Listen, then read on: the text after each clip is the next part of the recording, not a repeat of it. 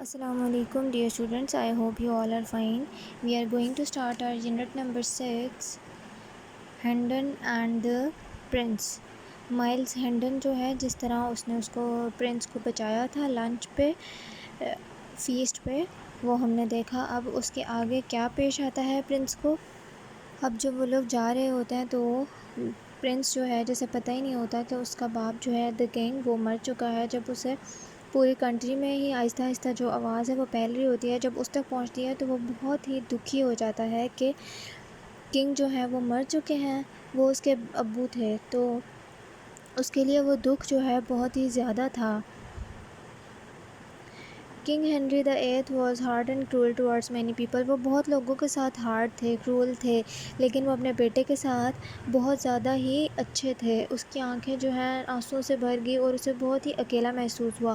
اب اسے لگا کہ وہ بادشاہ ہوگا. اب اس نے سوچا and an impostor is in my place. اور اس نے دیکھا کہ ایک امپوسٹر جو ہے، فیک انسان جو ہے، دکھاوا کرنے والا، جھوٹ مکاری کرنے والا اس کی جگہ پر ہے. جب وہ لنڈن برج پر پہنچے جو کہ زیادہ ایک ٹاؤن کی طرح تھا، قصبہ تھا، خالی وہ برج نہیں تھا، وہاں پر بہت ساری شاپس، مارکیٹس، انز اور ساری چیزیں تھیں. وہاں پر انہوں نے رات بھی گزاری جا سکتی تھی، جہاں پر ٹریولر جو ہے رکتے تھے اور اپنا رات کا سونے کا ٹائم گزارتے تھے.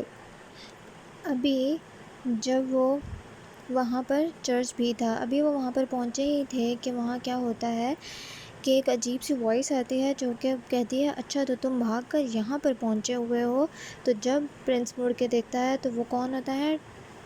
ٹام کینٹی کا فادر جان کینٹی. وہ اس کو برے طریقے سے پکڑنے آ رہا ہوتا ہے. اس سے پہلے ہی مائلز ہینڈن اس کو روک دیتا ہے اور اس کو پیچھے کر دیتا ہے. وہ اسے کہتا ہے کہ یہ میرا بیٹا ہے، لیکن ساتھ ہی پرنس بتاتا ہے کہ نہیں، میں اس کا بیٹا نہیں ہوں. پھر مائلز ہینڈن اس کو کہتا ہے کہ اگر تم نے اسے ہاتھ بھی لگایا تو میں تمہارے ساتھ اچھا سلوک نہیں کروں گا. وہ اسے بڑی آسانی سے سمجھانے کی کوشش کرتا ہے. پھر اگر یہ تمہارا بھی بیٹا ہے تو بھی میں تمہیں اس کو مارنے یا پیٹنے نہیں دوں گا. اب ہینڈن کی یہ بات دیکھ کر جان کینٹی جو ہے وہ گھبرا کر چلا جاتا ہے اور وہ دونوں ان میں چلے جاتے ہیں. ایٹ دا ان. اب ان پر کیا ہوتا ہے کہ وہ بڑی سستی سی جگہ ہوتی ہے، ہلکا فرنیچر اور بہت سستا فرنیچر پڑا ہوتا ہے. ہینڈل جو ہے مسکرا کر دیتا ہے، مسکرا کر کہتا ہے کہ بیچارہ غریب لڑکا، کیونکہ وہ پریٹینڈ کر رہا ہوتا ہے کہ میں ایک پرنس ہوں، اور وہ اسی طرح چاہتا ہے کہ ہینڈن جو ہے وہ اس کے آگے جھکے اور اس کے ساتھ اس کی خدمت کرے اور اس کی ساری باتیں مانے. لیکن ہینڈن کو لگتا ہے کہ وہ بھی پاگل ہے، کیونکہ اس کے حلیہ اور سب اس طرح کا ہوتا ہے.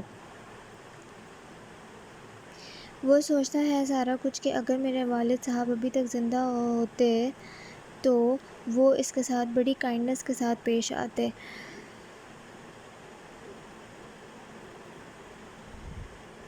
اب جو مائلز ہینڈن ہے وہ بھی اس کے بارے میں سوچ رہا ہے اور پرنس بھی مائلز ہینڈن کے بارے میں سوچ رہا ہے کہ ان دونوں نے آپس میں کیا کرنا ہے. اب ایک سرونٹ کھانا لے کر آتا ہے. وہ ایڈورڈ کو آرام سے اٹھاتا ہے. جب وہ دونوں کھانا کھانے لگتے ہیں تو وہ کچھ انتظار کر رہا ہوتا ہے ایڈورڈ. اب مائلز کو سمجھ نہیں آتی ہینڈن کو، تو وہ پوچھتا ہے تو وہ اسے بتاتا ہے کہ میں ہاتھ دھونا چاہتا ہوں. پھر وہ جاتا ہے اور جلدی سے امپیشنٹلی، بے صبری سے ہینڈن کو کہتا ہے کہ میرے ہاتھوں پہ پانی پھینکو، جلدی کرو. تو ہینڈن اس کے ہاتھوں پر پانی پھینکنے لگتا ہے. پھر وہ اسے حکم دیتا ہے کہ مجھے ٹاول دو. پھر وہ اسے ٹاول بھی دیتا ہے. وہ بالکل اس طرح کی چیزیں کر رہا ہوتا ہے جو ایک پرنس کرتا ہے. ابھی وہ اتنی کرٹیکل سچویشن میں بھی اپنی نیچر کو اور اس چیز کو جو ہے وہ گیو اپ نہیں کر سک رہا ہوتا. تو یو میں سرو می ناؤ. اب وہ ٹیبل پہ بیٹھ کے بھی اسے کھانا ڈالنے کا حکم دیتا ہے. یہ ساری چیزیں دیکھ کر جو ہے وہ ہینڈن جو ہے کرتا رہتا ہے. اسے لگتا ہے کہ شاید کائنڈنس سے اور سکون سے پیش آنے کے بعد جو ہے لڑکا شاید ٹھیک ہو جائے، اسی لیے وہ ساری چیزیں جو ہے ٹھیک ٹھاک کرتا رہتا ہے آرام سے، تسلی سے. اب وہ کہتا ہے، وہ جیسے ہی بیٹھنے لگتا ہے تو پرنس اسے بیٹھنے بھی نہیں دیتا کہ تم ایک کنگ کی پریزنس میں بیٹھ کیسے سکتے ہو کیونکہ اب وہ کنگ تھا. پرنس ایڈورڈ اب کنگ بن چکا تھا کیونکہ کنگ جو ہے وہ مر چکا ہے اور وہ اس کا اکلوتا بیٹا ہے.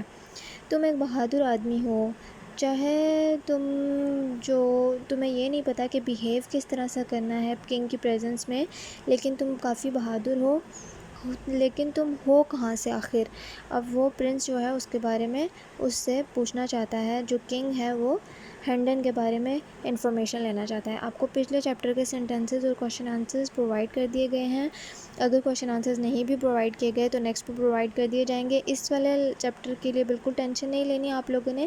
پچھلا لیکچر آپ کو چیپٹر کمپلیٹ کروا کے ساری ایکسرسائز ہی آپ کو نیکسٹ چیپٹر کی جو ہے ساری ایکسرسائز کمپلیٹ کروائی جائے گی. تو kindly don't be panic, complete your notebooks. اور آپ کو جیسے کہ چیپٹر نمبر 5 تک ہم لوگ کمپلیٹ کر چکے ہیں، تو آپ لوگ کائنڈلی جو پریویس پیجز پہ نیکسٹ پیجز پہ اینڈ پہ ایکسرسائزز دی گئی ہیں ان کو سالو کر لیجئے اور اپنی نوٹ بکس کمپلیٹ کر لیجئے. ویکیشن ٹاسک سبمٹ کرا دیں. جس بچے کا ویکیشن ٹاسک اس نے خود نہیں کیا وہ چیک نہیں ہوگا، وہ ان مارکڈ رہے گا. کائنڈلی اپنا کام خود کریں. اور thank you very much for listening the lesson. Reread your lesson, translate it. Translation would be a part of your paper also. Take care of yourselves. Meet you in the next meeting. Till then, Allah Hafiz.